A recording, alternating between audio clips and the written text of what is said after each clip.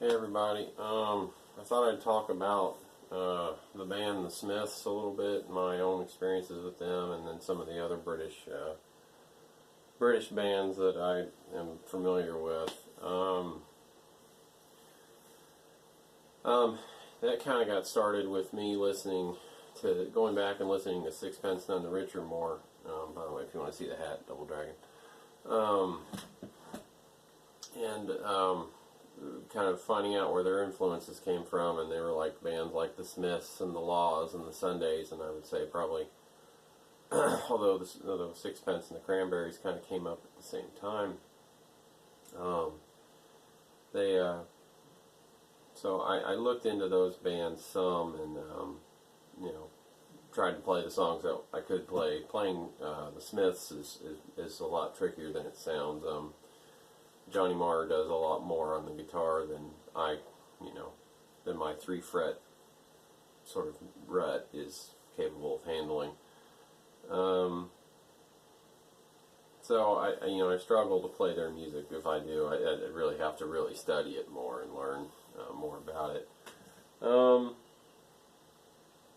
here I've got a playlist of songs to help me sort of keep this video moving. And I got a lot of my introduction from some other bands by a guy, Daniel Earwicker. He has a YouTube channel that's really good. If you want to learn how to play Smith songs or have any interest in other British bands like the Laws or I think the Sundays might have been American. I'm not sure.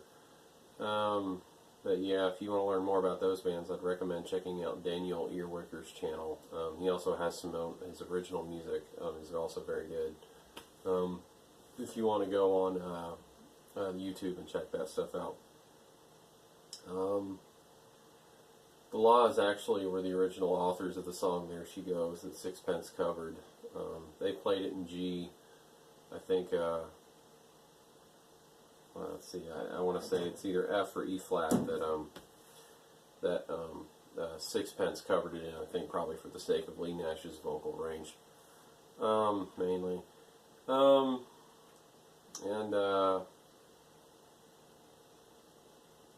Yeah, so they did that, and that's where Matt Slocum really, his niche of music is really, I guess, supposed to be that early 90s modern music, and he likes, of course, he's got to like probably classical music too. He's an accomplished cello player and piano player and guitar player, and probably can play the bass, and probably can handle a drum set okay, I assume, or maybe he can't, that's hard to say. But I know he plays cello, piano, and guitar. I know he does those 3 departments, and he lets Lee handle the singing. He may have backed her up a couple times, maybe, possibly.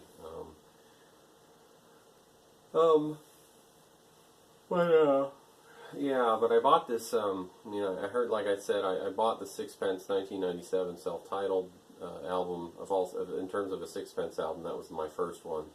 And then I went back and heard the earlier stuff. There was this thing called Collage that came out that had stuff from albums like This Beautiful Mess, Tickets for a Prayer Wheel, and The Fatherless and the Widow, where they'd done 3 records prior to the one that had Kiss Me on it, the self-titled one. So that was interesting. When I was researching electric guitars, or for some reason I got stuck on Fender Jaguars, and in particular I found out about Johnny Marr's Fender Jaguar that he had. It's a signature Jaguar that he had custom designed with certain features that a regular Jaguar doesn't have. It's basically made for him to play the music he plays on it. Or for those who want to emulate him, as closely as possible. Runs about $2,000. Sorry, I've got the yawns. But like I didn't, like in terms of the Smiths catalog, in terms of trying to play it, there's only maybe a couple songs I touched on. I listened to it a lot more than I actually tried to play it. Sort of looked into who Johnny Marr is. I bought his autobiography. more. I mean, I'm a guitar player too, so me focusing more on Johnny Marr than sorry, not Jim, than Morrissey, kind of fits who I am as a person more for me to, I think, to like Johnny Marr more. Morrissey's very brooding and can be. He's probably not everybody's favorite person, but anyway, I don't know enough about. I certainly don't know anything enough about Morrissey. I've watched a couple interviews, and there's this movie I just saw that they have out where. I'm sorry again. Here we go with Yon City.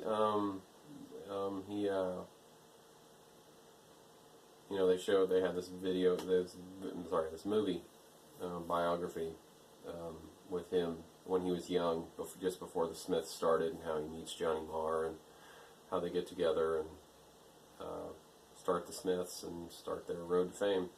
I want to say that the Smiths, the chorus effect that Johnny Marr used, or maybe even just the multiple layering of multiple guitar parts especially, it seems like it carried into the 80s and even into the 90s with bands. It always seems like there's always a guitar with a chorus effect somewhere in an 80s song. It seems to be a signature thing that happened. And I think the Smiths got their start, or they started getting big in 83, which I was born in 83. So I had to go back to the past a little bit.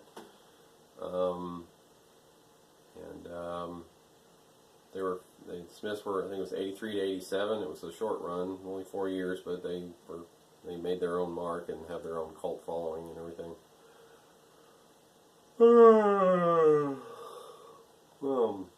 So they, they're the song that the very first Smith song I ever heard was "How Soon Is Now." It was used for the theme song for the TV show Charmed, and I was at a guitar store trying to play it. I think I had the tremolo pedal so I could get the right effect that Johnny used on the song, and was playing the F sharp chord at the beginning, and it turns out he uses the capo on the second fret, the way it's done to do that. And like I said, that led to Charmed. The theme song led to what is this song? This is this song. This is this band. I got into Sixpence None the Richer. I wanted to know about Sixpence's history. Oh, they did the Smiths, which did How Soon Is Now, and that was so there's a scattered history of pop culture that I sort of navigated my own personal path through, and that's how I arrived at being where I am here doing this video today.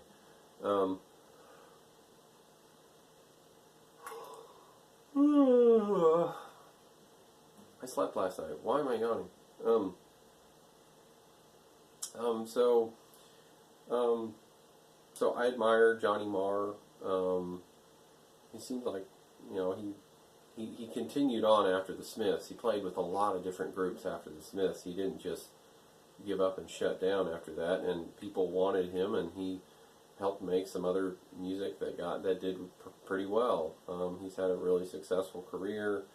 Turns out he's a Bruce Lee fan. That's, of course, always a plus with me. I would love to find out his point of view on Bruce Lee and what he thinks, because I think for him personally, I mean, I see the way Johnny cuts his hair. It's Bruce Lee's hair from Enter the Dragon. Okay, so it's like, that's not original. That's how Bruce Lee had his hair.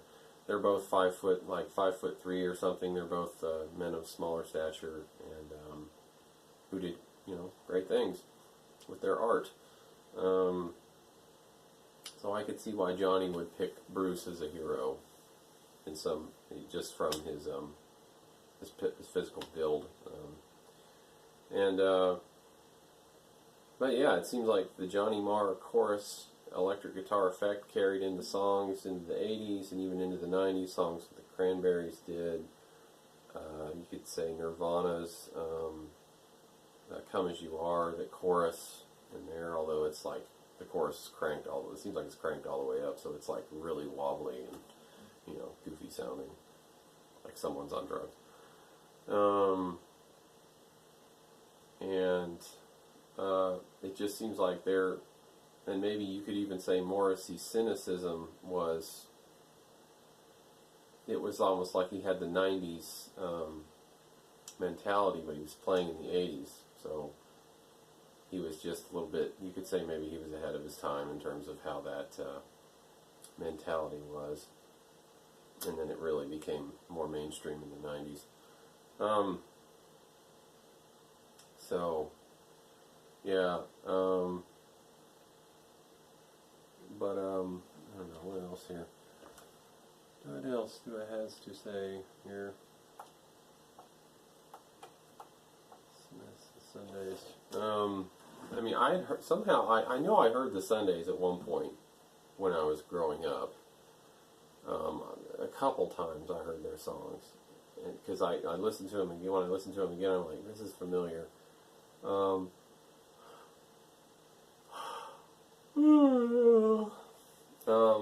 So,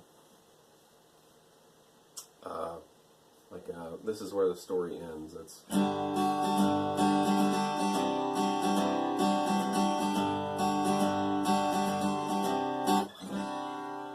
two chords, the whole song, two chords. So that's nice. And then I kicked a boy.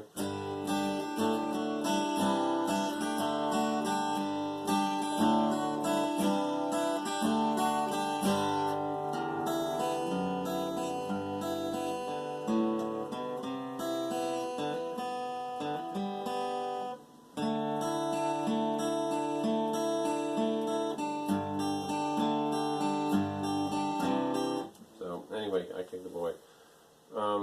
It's in G. That's nice. So you don't me in the key of G. So that was one that was a couple songs. They're both in G. So that, of course, those are the two songs that of the Sundays that I really know. I haven't really delved into their catalog yet, and maybe someday I will. Maybe I won't. That Daniel Earwicker is the reason I know that stuff, and his videos can show you that. He doesn't necessarily do tutorials as much as he just does performance videos of the songs, and if you can grab something out of those, do that. He really did a lot of research for How Soon Is Now and how to get that effect, like that sort of Doppler effect, the train going by sound, and with that chord that's in How Soon Is Now. If you want to see how he did that, if you're wanting to figure that out yourself for your own purposes, yeah, check that out. Yeah, I don't know. I guess I kind of said most of what I wanted to say about him. I mean, I think it's good multi-layered guitar playing. Johnny does. It's a little bit past. It's not basic. He has enough lead chops to play leads and move outside of the first three frets of the guitar, although he does use capos and things like that too. I would just recommend, if you like the sort of modern rock sound that Johnny Marr is, I'd research where all his trail of music has been, and you know, it's listenable, it's melodic. I remember one of the major things he said is we didn't just do power chords like the punk rockers, like the. He always liked getting a full sound out of a chord and getting all the notes in it. So it would have that punk rock attitude, but it had that melodic, full sound to work with. So yeah, so that's cool. But yeah, I guess that's probably all I have to say about quote-unquote British bands and their modern rock British bands and their influences on the American bands I like. That probably, you know, the only thing that's keeping them from being British is being British. So, yeah, good stuff.